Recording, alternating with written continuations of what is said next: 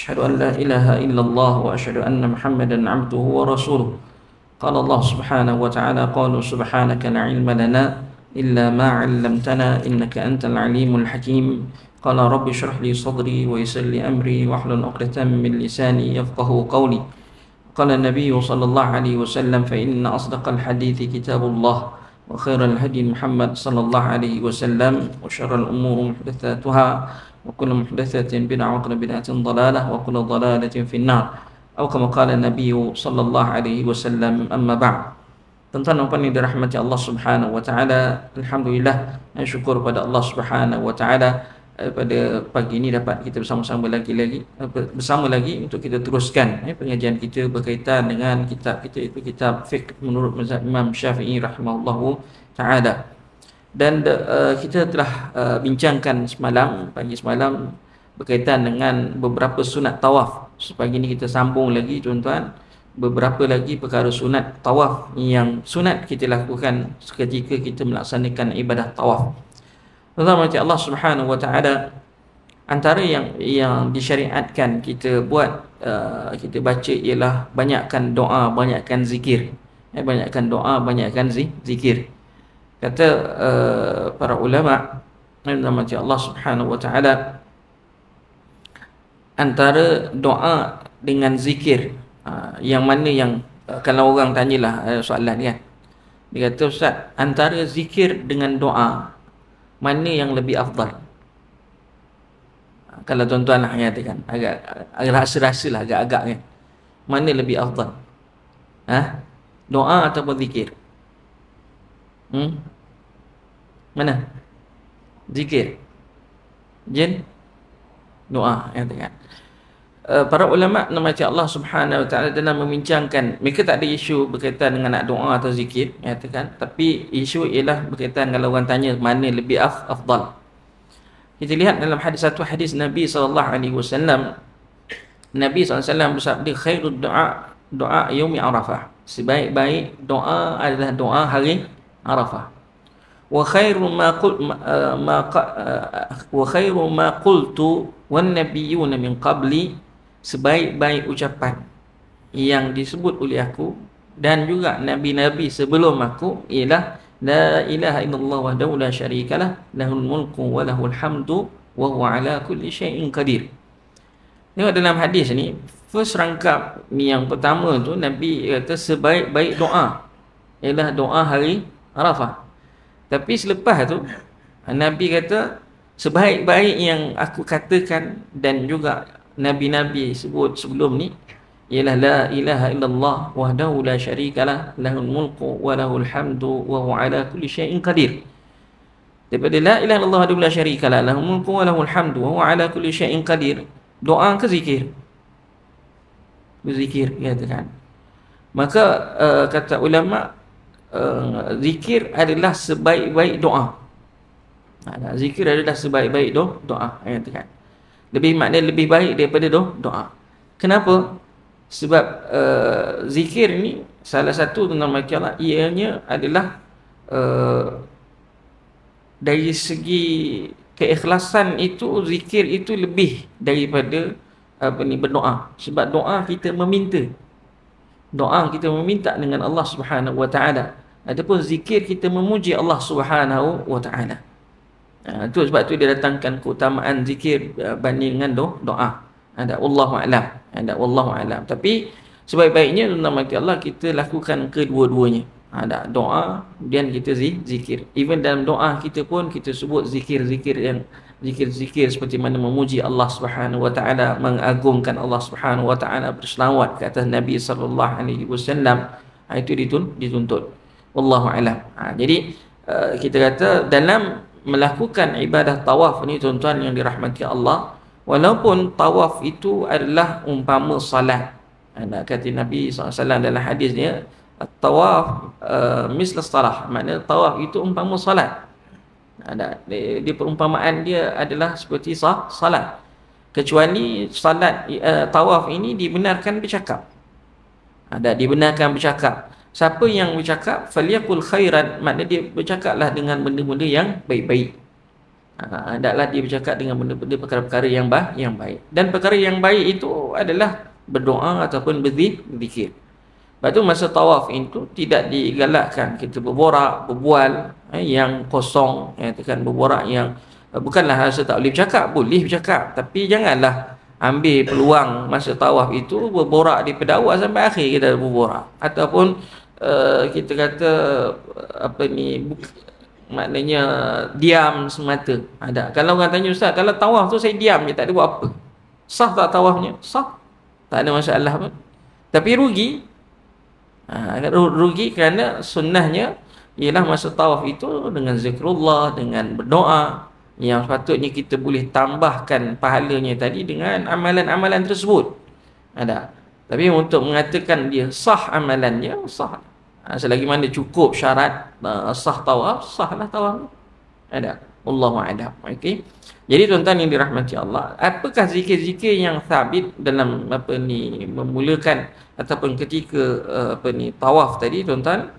Disunatkan memulakan tawaf tadi dengan membaca bismillah Allahu akbar. Sebagaimana hadis yang diriwayatkan oleh Imam Nafi' ataupun diriwayatkan daripada Nafi', ia berkata, Ibnu Umar pernah memasuki kota Mekah pada waktu duha dan mendatangi Kaabah serta mengusap dan menyentuh Hajar Aswad sambil mengucapkan bismillah Allahu akbar.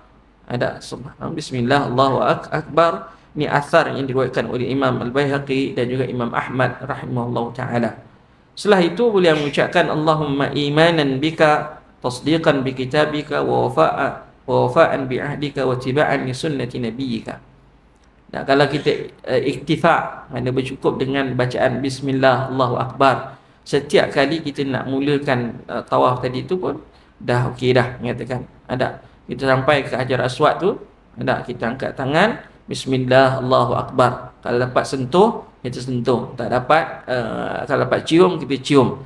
Kalau dapat sentuh, kita cium tangan kita tadi, yang tangan yang dapat sentuh tu, Hajar Aswad. Kalau tidak, kita lambaikan saja dengan membaca bismillah Allahu akbar tanpa mencium tangan. Tak perlu nak buat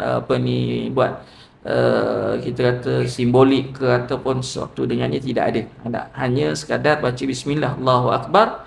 Dan kalau nak baca lagi sama Allahumma imanan bika wa tasdiqan bi kitabika wa wafa'an bi ahdika wa ittiba'an li sunnati nabiyyika. Ada juga riwayat daripada yang lain-lain, riwayat asar-asar yang lain, antaranya ialah yang diriwayatkan daripada Ali bin Abi Talib radhiyallahu anhu, Allahumma imanan bika tasdiqan kitabika wa wafa'an bi ahdika wa tiba'an li sunnati nabiyyika. Lebih kurang samalah. Ada.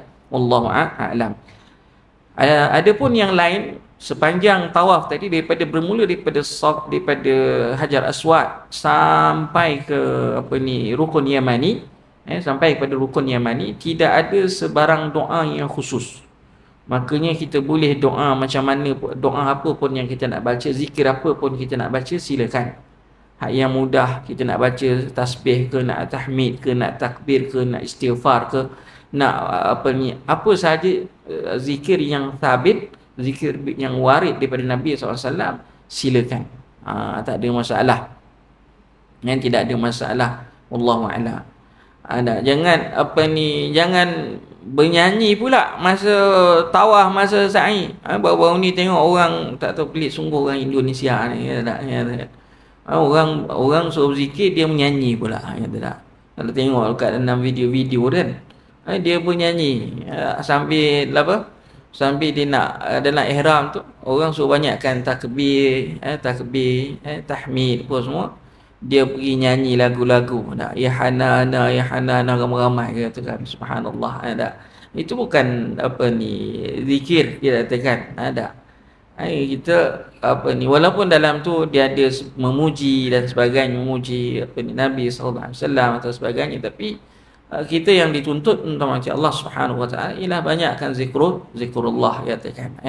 Wallahu a'lam. Bukan seronok dengan nyanyian dan sebagainya, kita tak.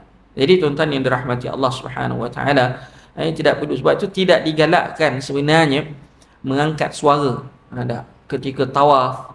Kadang-kadang kita tengok memang ada kumpulan-kumpulan yang buat, katakan. Bismillah, bismillah, Allah, alhamdulillah, alhamdulillah, Allahumma, Allahumma, ramai-ramai. Itu perkara yang sepatutnya tidak berlaku.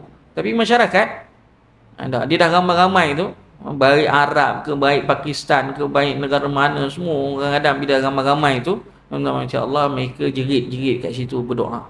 Kita kata tak perlu pun nak mengangkat suara ketika itu.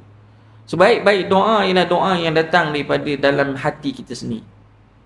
Doa yang antara doa-doa yang mustajab ialah doa yang datang daripada lubuk hati seseorang. Katakan, kita nak dapatkan doa tu datang daripada lubuk hati. Doa yang datang dari lubuk hati ini tidak berlaku kecuali doa yang kita minta tu kita faham apa yang kita minta. Kalau kita tak faham apa yang kita minta, dia hanya sekadar di mulut sahaja. Di mulut sahaja, katakan. Baik itu kombinasi di antara apa yang ada dalam hati dengan mulut itu, maka itu lebih aula untuk istijabah, untuk pengistajabatan doa tadi, wallahu a'lam. Jadi sebaik-baiknya doa, saya buat jemaah mengatakan kita kan sekarang ni pula ada dah teknologi canggih sekarang ni kan, kita kata semua orang boleh pakai earphone kan. Kita boleh connection dengan ketua, kita pun ketua dia boleh baca, yang lain boleh dengar, katakan. Macam apa yang berlaku sekarang ni, macam itulah ketua mutawif akan bawa bacaan apa semua, tapi terpulang pada jemaah nak follow, nak zikir ikut sama, katakan. Kadang-kadang ada jemaah ni dia blur, dia nak buat apa dia tak tahu. Jadi kita gunakan tu untuk mengingatkan dia orang untuk melakukan zikir-zikir ke doa-doa yang khusus. Tapi apa pun saya lalu biasanya akan nasihatkan doa lah, apa nak doa sendiri-sendiri itu lebih aula, lebih afdal. Kalau doa kita aminkan ni tuan-tuan, macam Allah, contohnya tadi, bila kita aminkan doa orang, imam ataupun ketua mutawif atau sebagainya, dia hanya boleh doa umum. Kita hanya boleh doakan umum, bukan boleh doakan khusus untuk individu tertentu. Kalau ada 30, takkan 30 punya urusan apa ni imam nak sebut, dia katakan satu-satu, tidak. Jadi doanya mesti doa yang berbentuk umum saja, jadi afdalnya doalah sendiri-sendiri, kerana sendiri lebih tahu apa yang mereka hajatkan, apa yang mereka kehendakkan dari Allah Subhanahu Wa Taala. Itu lebih aula, lebih utama, katakan. Macam hari Arafah, saya tengok banyak yang berlaku ketua akan baca doa, yang lain aminkan. Saya rugi. Bukan rugi apa tuan-tuan, macam ruginya doa-doa itu walaupun dibaca orang-orang alim ataupun ustaz-ustaz ataupun kita kata ataupun sewaktu dengannya, tetapi dalam keadaan doa waktu-waktu yang mustajab itu, doanya afdalnya tuan-tuan macam Allah dibaca sendiri-sendiri, katakan. Jadi kalau doa tu lebih kepada kita nak doakan untuk orang lain, ada macam kita doakan jenazah dan sebagainya, itu kita bolehlah minta seorang baca dan lain aminkan, ada bentuk-bentuk doa yang umum, doa Palestin dan sebagainya, katakan itu doa yang umum, maka tak ada masalah. Ini bila kita kata waktu-waktu yang sepatutnya kita doa untuk diri kita, maka itu lebih baik kita doa sendiri ada.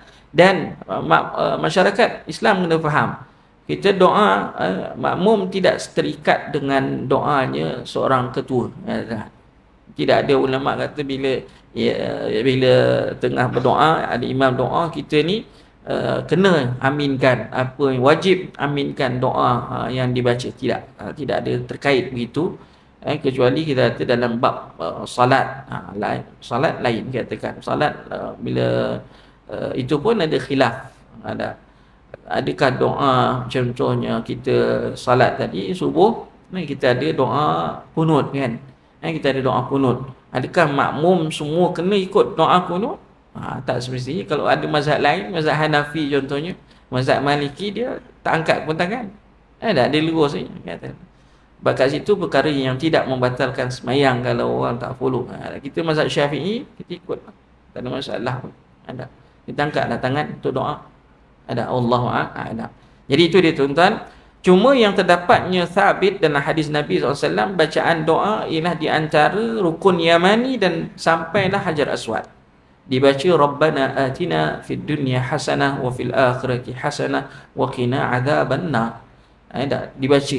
Hayati maksud ayat tersebut, ayat surah Al-Baqarah ni, Rabbana atina fid dunya hasanah wa fil akhirati hasanah wa qina adzabannar. Hadis ini yang yang bagi saya kita kata doa, cukup dah doa ni sebenarnya. Rabbana atina fid dunya hasanah, ya Allah ya Tuhan kami, berilah kami dekat dunia ni semua kebajikan, semua kebaikan.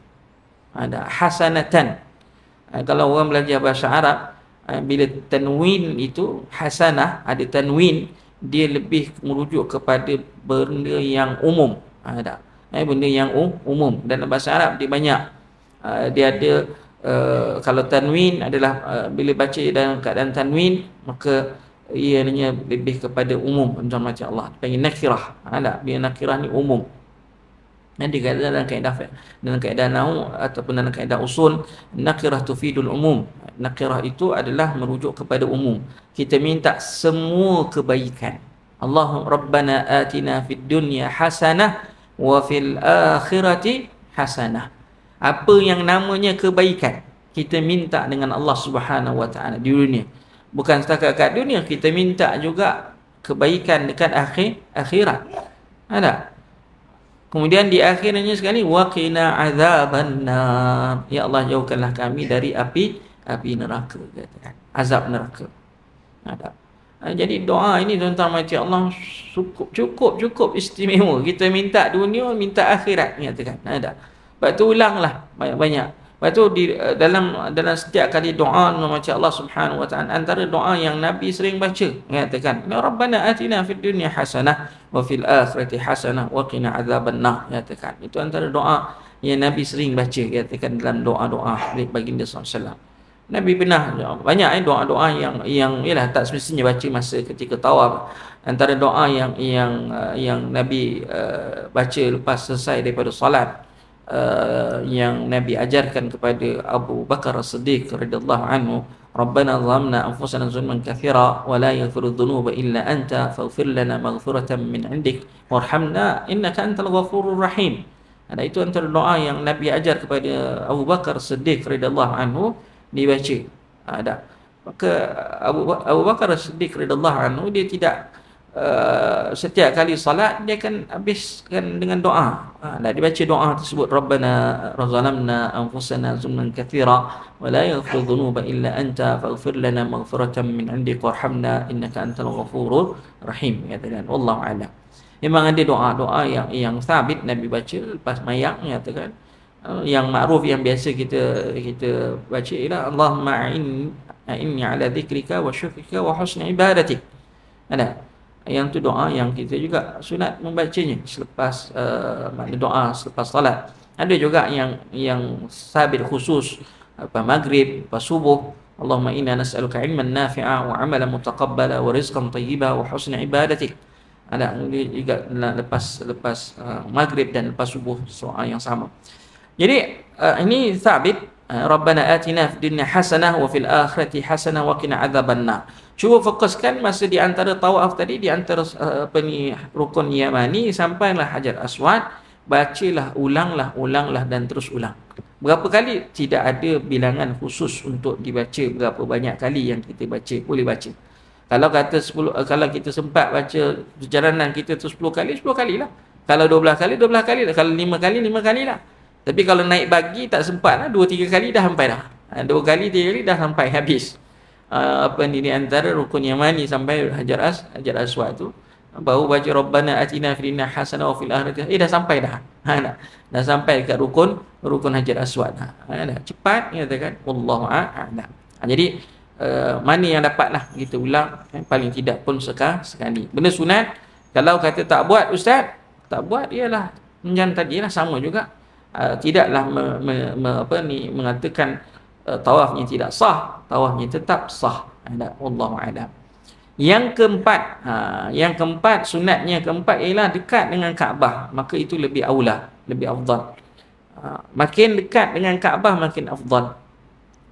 Ini kalau dapatlah tengok, kalau tak sesak-sesak, maka keadaan kita masa tawaf tadi makin hampir dengan Kaabah makin afdal.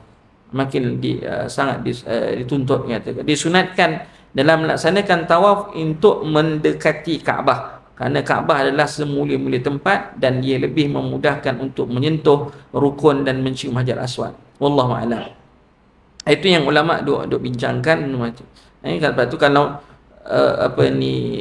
orang kata patutnya, Ustaz, bukankah kalau kita makin jauh jalan makin afdal, banyak langkahnya? Ada, itu secara logikal, secara logiknya. Tetapi tuan-tuan, macam Allah Subhanahu Wa Taala, macam saya kata, ibadah ini bukan setakat kita gunakan logik akal. Ada, kita kena melihat kepada nas-nas yang ada. Kadang-kadang nas tadi bersalahan dengan logik akal yang kita ada. Ada. Contohnya macam menyapu khuf, katakan logik akalnya yang wajib disapu ialah di bawah. Sebab bawah yang kita gunakan untuk berjalan, menapak dan sebagainya, itu patut lebih utama untuk dibersihkan. Tetapi syarak menentukan sapuan ataupun mengusap menyapu khuf itu adalah di bahagian atas, bukan di bahagian bawah, bukan bahagian bawah, katakan.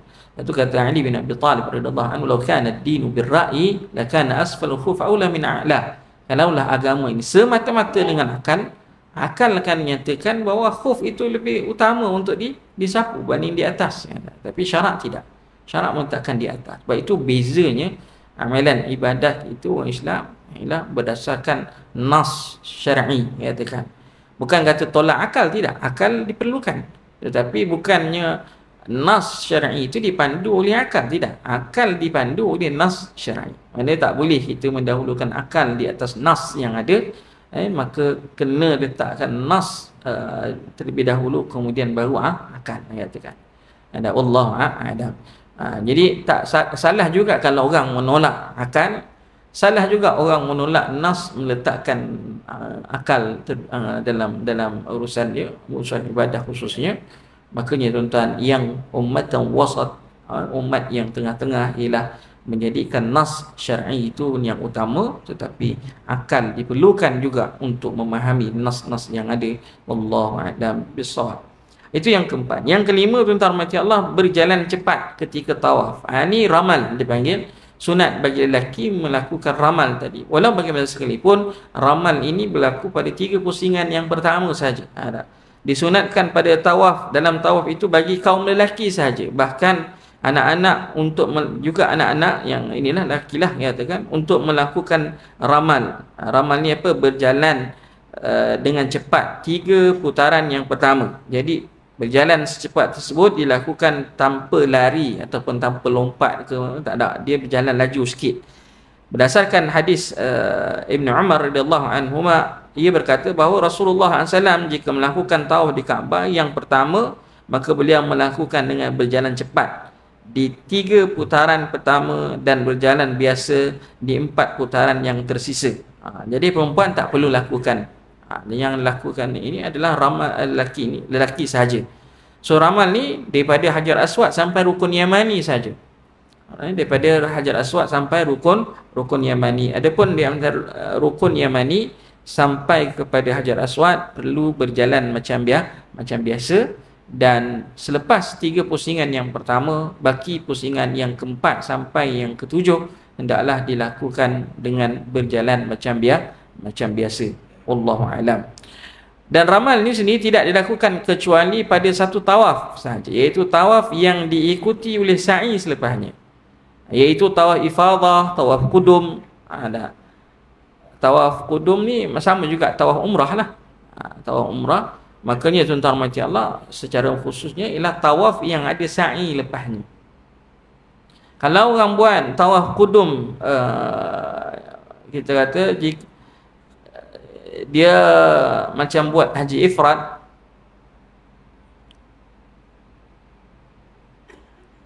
kita kata, ataupun tawaf ifadah lah, yang tidak ada sa'i selepasnya, maka tidak perlu ramal. Tidak perlu ramal. Contoh kalau orang buat haji ifrad, dia ada tak sa'i lepas tawaf qudumnya? Boleh tak ifrad tadi melakukan sa'i lepas tawaf qudum? Ada satu persoalan, kan? Maka kata ulama, boleh, walaupun dibuat tawaf ifrad, buat haji ifrad, dia sepatutnya dia datang sunat baginya tawaf qudum. Tawaf qudum, tetapi boleh tak dia nak buat sa'i tadi lepasnya? Boleh. Tapi sa'i itu sa'i apa Ustaz? Sa'i haji. Dia boleh dahulukan sa'i haji. Takdimkan sa'i haji tadi, dia buat lakukan terlebih dahulu. Bila dia dah buat sa'i haji lebih awal, makanya nanti tawaf ifadah tak ada sa'i. Lepas tawaf, orang buat yang ramai yang buat macam ini, dia tak nak buat tawaf wada'. Dia tak nak buat tawaf wada'. Dia hanya buat tawaf ifadah saja. So dia tak combinekan tawaf wada' dengan tawaf ifadah sekali. Sebab bagi mereka yang mengatakan tawaf ialah kita kata ni tawaf ifadah ialah rukun. Nabi dalam hadisnya mengatakan wal yaj'al akhir ahdihi bil bait tawaf. Jadikan perkara yang terakhir keberadaan seorang itu dekat Masjidil Haram itu ialah dengan tawaf. Jadi ada sebahagian ni orang yang melaksanakan ibadah haji ifrad, jadi dia dilewatkan tawaf ifadah tadi, seolah merangkumi tawaf wada' sekali. Lepas tawaf ifadah tadi dia terus balik. Jadi dia tak ada buat tawaf wada'. Dia hanya buat tawaf ifadah sahaja sekali je. Dan itu ada jugalah. Wallahu a'lam. Tapi jaranglah kita, biasanya orang yang urgent ni dia balik di tawaf ifadah, lepas tawaf ifadah dia terus duduk dekat dekat Aziziyah. Lepas Aziziyah dia selesaikan Mina dan sebagainya, lepas tu dia terus balik keluar daripada Mekah. Wallahu a'lam. Jadi adalah beberapa pandangan situ. Jadi cuma yang kita faham kat sini ialah ramal itu bagi tawaf yang diiringi selepasnya sa'i. Diiringi selepasnya sa'i. Kalau tak ada sa'i maka tidak perlu ramal. Dia perlu jalan biasa. Jadi kalau orang kata Ustaz, saya tawaf sunat ada ramal ke? Tak ada. Tawaf nazar ada ramal ke? Tak ada. Kita ada tawaf sunat saja. Kita tak ada sa'i sunat. Jangan duk pergi buat sa'i sunat lah. Pokok lah takut ada orang Ustaz saya nak buat sa'i sunat boleh. Tidak ada. Sa'i sunat tidak ada. Katakan. Kita ada tawaf sunat sahaja. Ada. Wallahu a'lam. Jangan duk tukar tambah dengan sunat sa'i pula. Sa'i sunat tidak ada. Macam Allah. Wallahu a'lam. Dan kemudian yang keenamnya ialah ittiba'. Ittiba' ni bagi lelaki juga. Ittiba' ialah melakukan ittiba' itu menjadikan bahagian tengah selendang ihramnya di bawah bahu kanannya dan menampakkan bahunya serta menjadikan dua hujung selendang ihram di atas bahu kirinya. Kita hanya membuka bahagian kanan saja.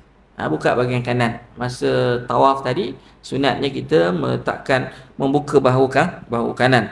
Dan ittiba' ini dilakukan oleh kaum lelaki di tawafnya yang mana ia melakukan ramal tadi. Maknanya sama juga yang ada ramal tadi, yang ada ramal yang dia pakaikan ihram. Tapi kalau pakai baju biasa tidak ada ittiba' lah. Ittiba'nya ni takkan dia nak koyak pula bajunya.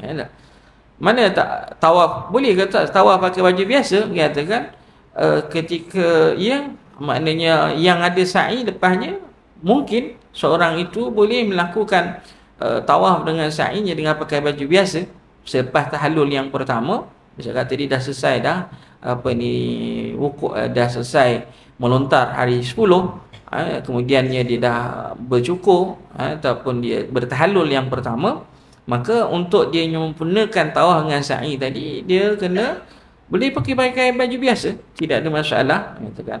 Tidak ada masalah. Ada keharusan di situ dan kita dah sebutkan sebelum ni. Makanya tuan-tuan mati Allah, sunat ittiba' tu tak ada lah kalau pakai baju biasa. Yang ada ni ketika dia memakai kain ihram. Ada. So memakai kain ihram, ittiba' ini hanya berlaku pada tawaf yang ada sa'i selepasnya.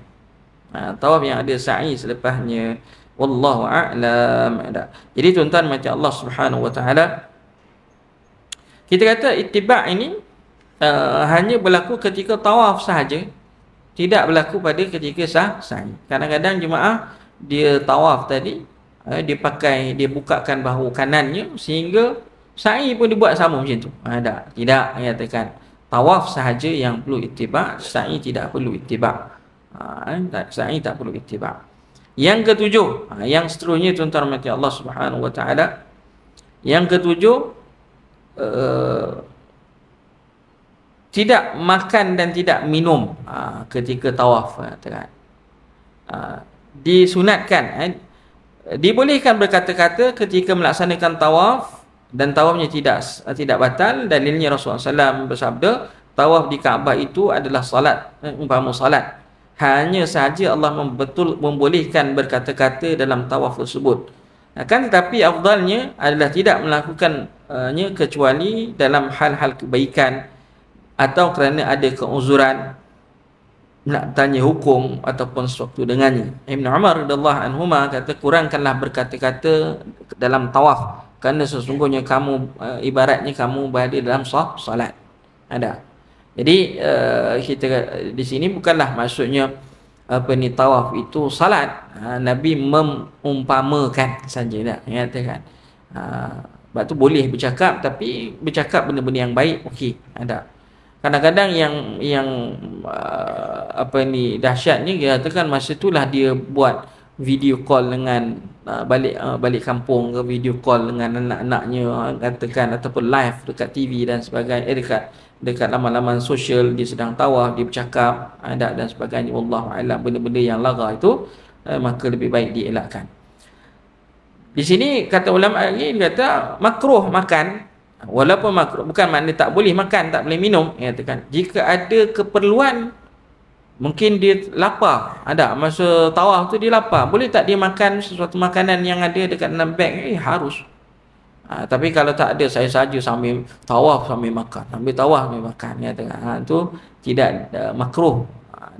Sama juga penat, haus, boleh tak minum? Boleh, tak ada masalah. Dia nak minum, dia kata kehausan. Wallahu a'lam. Tawaf dilaksanakan yang selain dia kata tawaf yang namun tawaf yang dilaksanakan yang diiringi dengan makan dan minum tidak batal sama sekali. Walaupun perbuatan itu dianggap sebagai makruh saja. Selain itu, makruh juga bagi pelaku haji ataupun untuk meludah ketika melakukan tawaf lagi lah. Nak ludah pula dekat tempat tawaf tu tak boleh. Mengotorkan kawasan. Sebagaimana yang makruh hukumnya melakukan tawaf sementara ia menahan buang air kecil. Jangan duk tahan kencing. Kalau nak buang air kecil ke, sakit perut ke, kena keluar. Ada kes yang saya ingat lagi masa tawaf dulu-dulu lah. Sekarang saya tak tahulah. Katakan tak ada lah jumpa yang masa sekarang-sekarang ni yang ramai-ramai tak pernah jumpa. Dulu-dulu biasa jumpa. Dulu masa tawaf kadang-kadang nampak benda ni ketus, tarik rupanya. Agaknya mungkin orang dah kita kata dia dia duk tahan kan, katakan. Jadi nampak semua orang mengelak katakan. Masa itu tak ada orang pun nak mengaku yang ni. Itu kannya ramai-ramai mana kita tahu tak. Nampak najis tu je nampak. Mungkin kadang-kadang kanak-kanak, budak-budak kan katakan yang ni dia ikut bapak dia. Bapaknya kalau orang tua ni mungkin dia sedar sikit lah, sakit perut dia keluar lah. Tapi budak-budak lah banyak yang tak tahan, tapi bapaknya paksa juga jalan, dia katakan selesaikan, tapi satu peringkat tak tahan dah, dia pun melepaskan sajalah. Wallahu a'lam. Itu kena sebaik-baiknya makruh lah perbuatan itu tuan-tuan. Makruhnya perbuatan menahan tadi, nak kencing, menahan sakit perut, nak berak katakan. Jadi boleh pergi buang air kecil, tak ada masalah. Pergi buang air besar kita tak ada masalah. Dan boleh continue balik bilangan tadi. Sambung balik. Sambung balik, tak ada masalah. Yang ke-8, melaksanakan tawaf tadi berturutan. Disunatkan baginya melakukan tawaf berturutan, itu mualat, di mana ia terus mengikut setiap putarannya. Selain itu tidak memisahkan putaran tawaf yang dilakukan itu atau membuat waktu luang dan istirahat di setiap putarannya. Dan ini jika ia berlaku dalam waktu yang lama tanpa uzur, maka tetap sahaja tawafnya batal.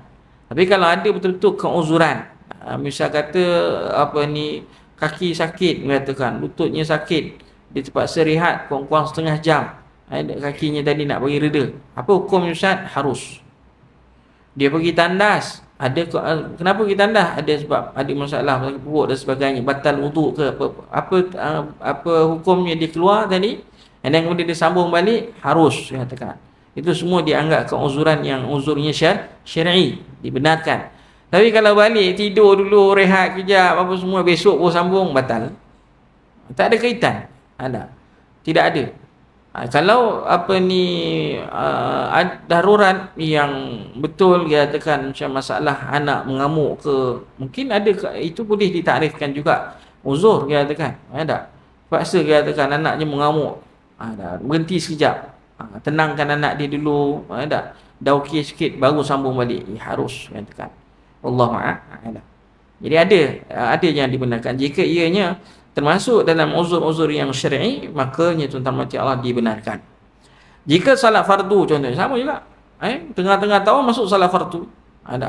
Dekat lebih juga, lebih daripada setengah jam juga. Sebelum azan dah kena berhenti dah. Setengah jam. Kemudian semayang je, ambil masa 10-15 minit juga, katakan. Azan, nak tunggu azan dengan semayang tu kat 10 minit. Semayang pula 5 minit ke 10 minit, katakan. Kalau ada doa, ada lagi semayang jenazah lagi, tambah lagi, kata. Jadi tuan-tuan, yang itu kita kata walaupun dia tidak nampak ada mualat di situ berterusan, tetapi berhentinya tadi saat tawaf tadi adalah disebabkan uzur yang syar'i. Adalah uzur yang syar'i. Wallahu a'lam. Ada juga dinukilkan bahawa Imam Nawawi rahimahullahu ta'ala, dia berkata, jika tawaf yang dilakukan adalah tawaf sunat, maka disunatkan baginya untuk menghentikannya agar boleh mengerjakan salat fardu, dan kemudiannya meneruskan sisa baki putaran tawafnya. Dan jika tawaf yang dilakukan adalah tawaf fardu, maka makruh baginya untuk menghentikannya. Wallahu a'lam.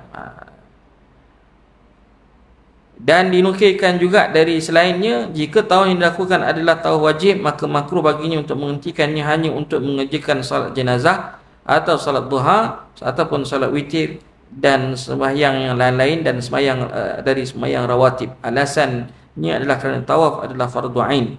Jika dihentikan hanya untuk sunat dan fardu kifayah, mereka berkata bahawa hukum syar'i begitu juga halnya. Kalau katalah sebagian ulama kata kalau dia tengah semayang, dia tengah tawaf wajib, wajib, maka dia boleh tak dia berhenti untuk salat duha sekejap? Makruh hukumnya. Makruh hukumnya. Ataupun salat jenazah misal kata, makruh hukumnya. Dia boleh teruskan tawaf tadi, dia tak perlu pun salat jenazah. Walaupun salat jenazah itu hukumnya fardu wajib, tapi fardunya adalah wajib kifayah, bukan wajib fardu ain. Berbanding dengan tawaf yang wajib tadi ialah tawaf fardu ain, maka kedudukan tawaf tadi, tawaf yang wajib itu lebih tinggi daripada yang fardu kifayah dan yang sunat, maka itu lebih utama untuk diselesaikan. Tapi kalau fardu dengan fardu, tawaf dengan salat, wajib dengan salat fardu, maka dahulukanlah salat fardu tu. Dahulukan salat fardu. Di segi rankingnya salat lebih daripada tawaf. Wallahu a'lam. Kemudian tuan-tuan yang dirahmati Allah Subhanahu wa taala, selesai saja tawaf, kita sunat semayang 2 rakaat tawaf. Mencari belakang makam Nabi Ibrahim AS, wattakhidhu min maqam Ibrahim musalla. Jadi kalau belakang makam Nabi Ibrahim itu sebagai tempat salat. Kalau tak dapat belakang makam Nabi Ibrahim, boleh salat di mana-mana juga kita berada. Tak kisah. Kadang-kadang belakang makam tu penuh orang. Kat mana-mana kita ada kosong semayang. Bukan maksudnya belakang makam Ibrahim betul-betul dekat. Katalah ni makam Nabi Ibrahim, betul-betul dia kena semayang kat situ juga.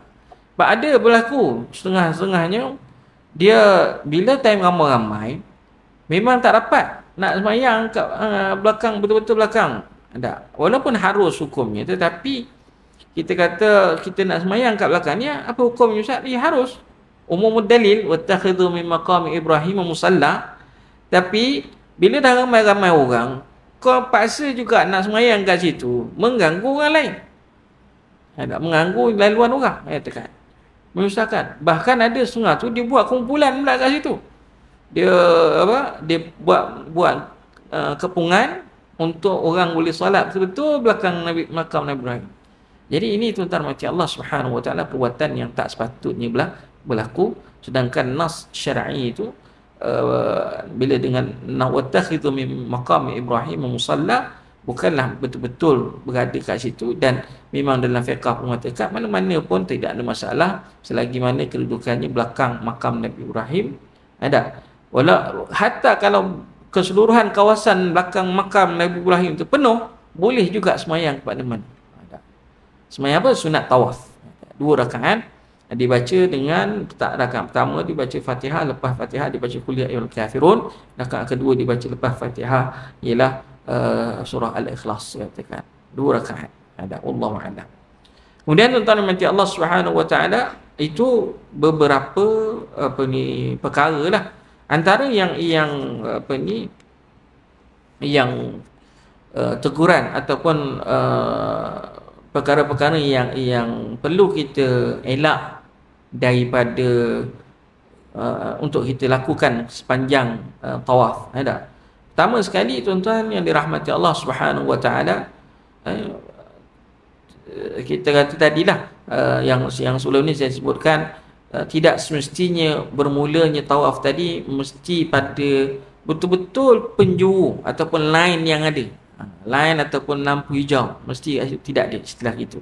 Dia kedudukan Hajar Aswad itu ialah pada kedudukan 90 darjah. Mana-mana bahagian kita berdiri pada keadaan 90 darjah itu, maka sah kita mulakan.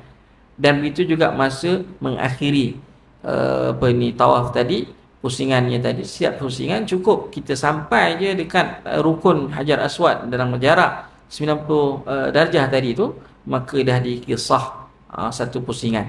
Tidak syarat pun mesti berakhir dekat mana kita mulakan. Ada wallahu a'lam.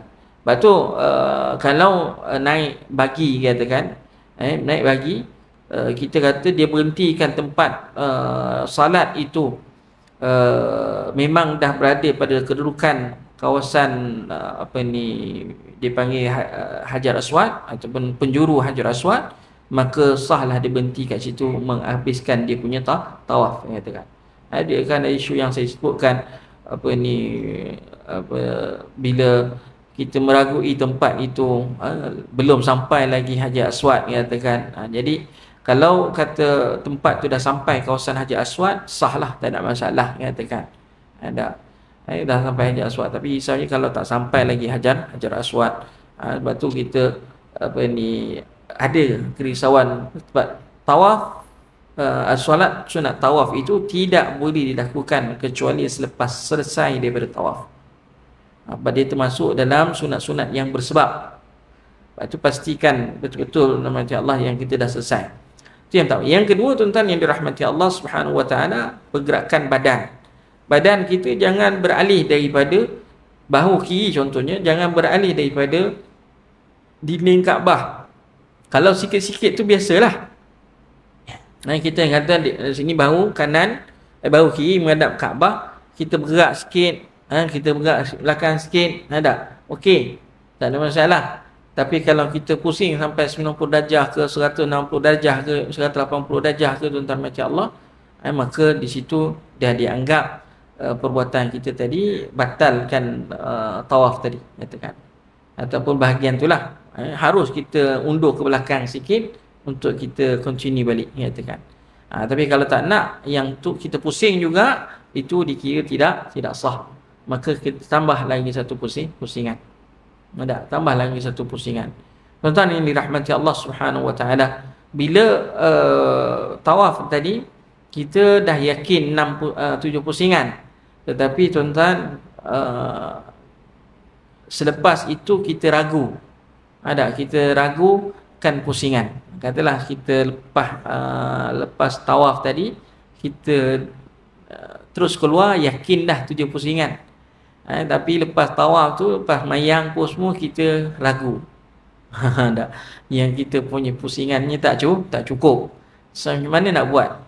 Bila ragu selepas yakin, maka keraguan itu ditolak. Kaedah dia.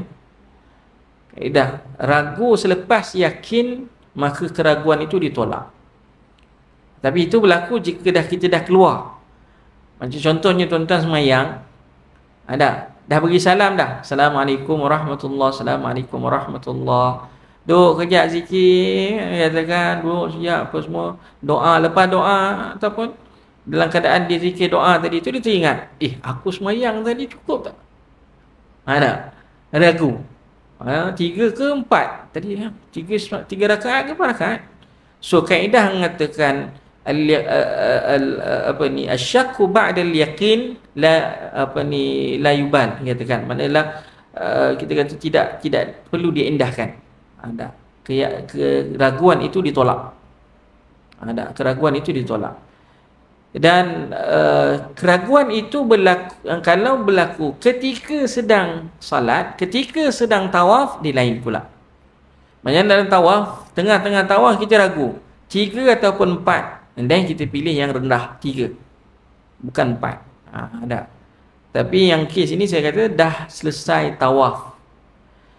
Tapi boleh berubah jika kita kata ada keyakinan yang kita kurang tawaf tadi. Tiba-tiba tuan-tuan yang dirahmati Allah, contohlah kita kata lepas mayang, kita pun dah selesai semayang apa semua, isteri kita datang kat kita, abang baru tawaf 6 pusingan, dia kata, kan 7. Sebab dia kata, abang tawaf tadi sekali dengan saya, macam mana abang boleh selesai dulu, saya tak, sebab jalan pula sama kan, dia kata kan. Jalan lebih kurang sebelah-sebelah, dia kata kan. Jadi tapi isterinya tadi duk tambah lagi 1 pusingan, dia keluar, dia kata kan. Jadi di situ ada keyakinan baru. Bukan setakat isteri, mungkin anak dia pun kata betul, abah baru buat 6 pusingan saja. Maka dah ada keyakinan baru. Keyakinan baru ni tadi menyebabkan dia kena menambah lagi 1 pusingan. Dia kena tambah lagi 1 pusingan untuk mengenapkan 7 pusingan.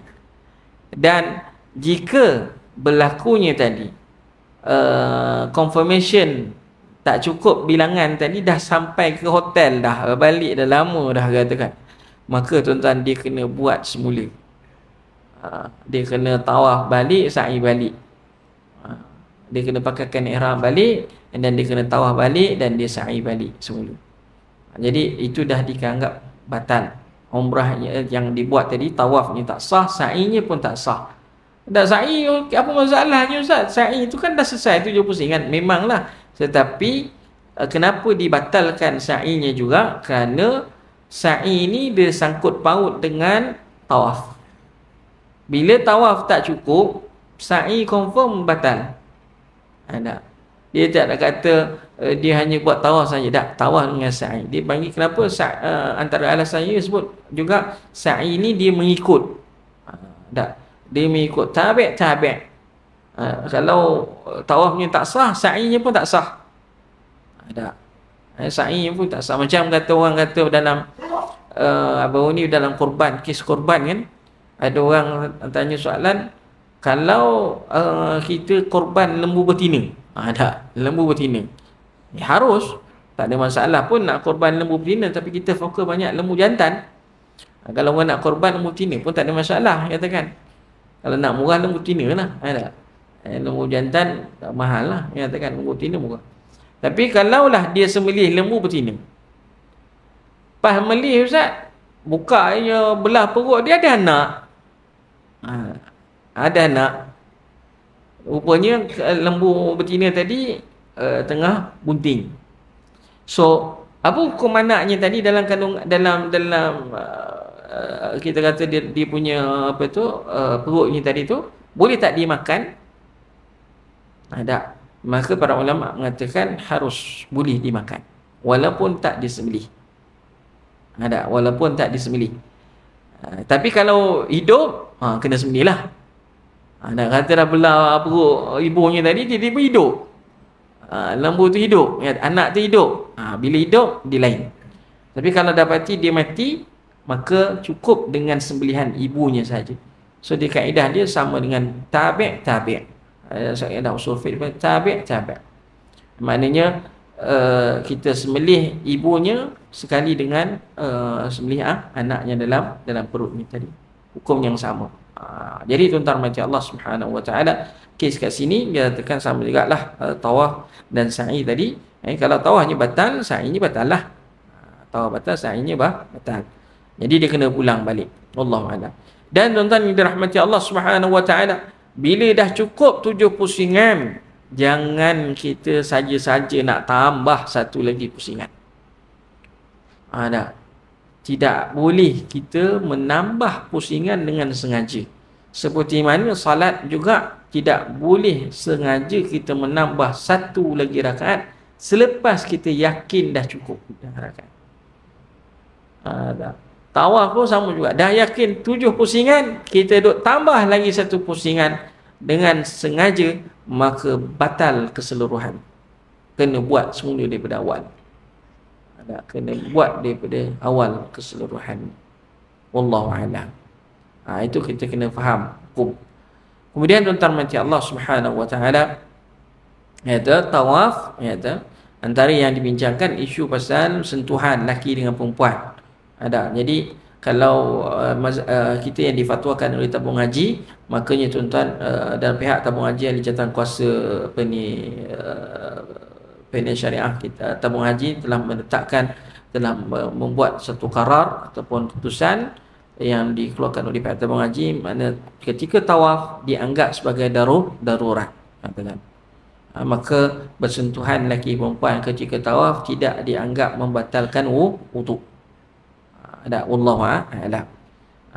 Tetapi bukanlah membolehkan seorang itu menyentuh mana-mana perempuan, dia katakan. Bila kata tak batal wuduk, sibuk gatal pula dia nak sentuh orang perempuan mana-mana, tak boleh, dia katakan. Hukum asal ni tetap hukum haram, dia katakan. Isu ni ialah isu menyentuh menyentuh itu satu part yang dibolehkan, bukan yang dikeluarkan fatwanya bukan boleh sentuh. Kadang-kadang orang silap faham, mengatakan yang difatwakan ialah batal tak batal wudu. Itu je yang disebut. Bukan fatwa itu membolehkan bersentuhan. Kena faham. Ini tak sama.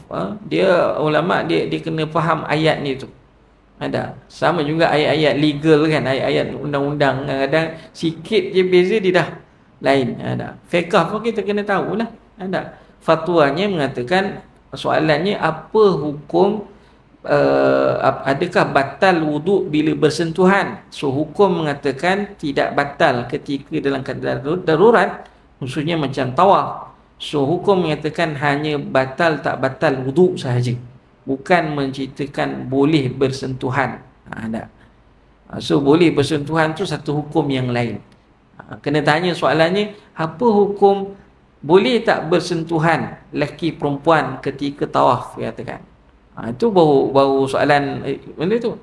Tapi yang ditanya, yang dibincangkan ialah batal tak batal wuduk bila berlakunya bersentuhan.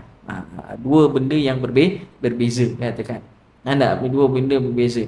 Hatta orang yang katalah ulama yang yang menyatakan bersentuhan sama ada darurat ke tak darurat, tuan-tuan mati Allah Subhanahu wa taala tidak membatalkan wudu. Contohnya mazhab-mazhab, ada setengah-setengah mazhab dia kata tak batal pun wudu bersentuhan. Makna suami isteri kalau bersentuhan tak batal wudu. Dia hanya membincangkan batal tak batal wudu bersentuhan, tetapi hukum asal bersentuhan tu lain. Sama juga. Ini kadang-kadang bila kita kata sentuh lelaki perempuan tak batal wudu. Orang masyarakat ramai faham macam tu kita boleh sentuh siapa-siapalah, wanita mana yang kita nak sentuh kita boleh sentuh. Tak, jangan salah faham. Tak. Fatwa itu hukum berkaitan dengan hukum batal tak batal wuduk dia, bukan masalah hukum boleh bersentuhan. Tak. Dua benda yang berbeza. Tak, dua benda berbeza. Wallahu a'lam. Jadi tuan-tuan mati Allah Subhanahu wa taala, bila tawaf tadi kita kata antara yang isu-isu yang berlaku yang menaiki wheelchair lah kita katakan, yang menaiki apa ni, yang ditolak dengan yang menolak kita katakan. Bila tolak dengan yang menolak ni, kita kena pastikan lah bahu tadi. Kadang-kadang bila pakai wheelchair ni naik atas, dua atas tu dia tak ikut line yang ada, sehingga kadang-kadang menyebabkan bahunya beralih, ataupun dia main ikut je, dia nak konah kiri, konah kanan apa semua kan. Kadang-kadang berpusing, berputar apa semua. Itu kena hati-hati. Jangan sampai kita bahu kita lah, khususnya tuan-tuan mati Allah, itu bagi orang yang menolak lah. Menolak, dia lah yang jaga. Sama juga dulu pakai motor. Pakai motor tengok dia nak pusing. Dia pun tak, dia ingat boleh pusing. Lebih-lebih lagi kalau dia berhenti nak solat fardu. Solat fardu. Saya kalau jemaah, saya kata kalau kita pusing solat fardu, kita tak yakin kat mana kita mula bergerak bahu tadi. Makanya tuan-tuan macam Allah, kita mulakan balik daripada Hajar Aswad, bilangan yang kita berhenti untuk solat tu. Kadang-kadang kita tak perasan ni, kan, kat mana kita dah berpusing tadi. Bila nak semayang kita mesti confirm berpusing. Kita cuma bila nak boleh continue terus ke lepas tu, hukum asalnya boleh lah, tapi kita kena kat mana kita berpusing tadi, kat situlah kita mulakan. Jadi kalau kita kata ragu kat mana tempat kita tadi beralih tahu, maka anggap je pusingan itu tidak termasuk dalam kiraan. Tambah sekatalah pusingan yang keempat itu, so kita mulakan balik pusingan yang keempat daripada Hajar Aswad dan continue terus. Wallahu a'lam. Jadi itu antaralah masalah berkaitan dengan tawaf. Dan kemudian tuan-tuan mati Allah Subhanahu wa taala, tawaf ifadah yang terakhirnya, waktu pelaksanaan tawaf ifadah, waktu pelaksanaan tawaf ifadah dimulakan dari pertengahan malam pada hari raya. Pada hari raya. Dalilnya hadis yang dibuatkan daripada Aisyah radhiyallahu anha, bahawasanya Rasulullah SAW telah mengutuskan Ummu Salamah pada hari nahar, maka iaitu Ummu Salamah melontar jamrah sebelum fajar dan kemudiannya bertolak untuk melaksanakan tawaf ifadah, katakan. So waktu tawaf haji ialah selepas tengah malam. Lepas tu saya kata dulu orang-orang Mekah biasa buat, dia daripada Arafah dia terus pergi ke Mekah. Dia pergi ke Mekah, dia tunggu je tengah malam dan dia tawaf umrah, tawaf ifadah, tawaf haji dan sa'i haji.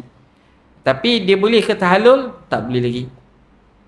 Dia tak boleh tahallul. Dia tak boleh tahallul lagi. Dia kena buat dulu balik Muzdalifah, untuk dia bermiqat di Muzdalifah sekejap. Untuk dia bermiqat pula, untuk dia bermabit di Muzdalifah. Bermabit dekat Muzdalifah, lepas dia mabit dekat Muzdalifah sampai sekejap je. Lepas tu baru dia boleh cukup.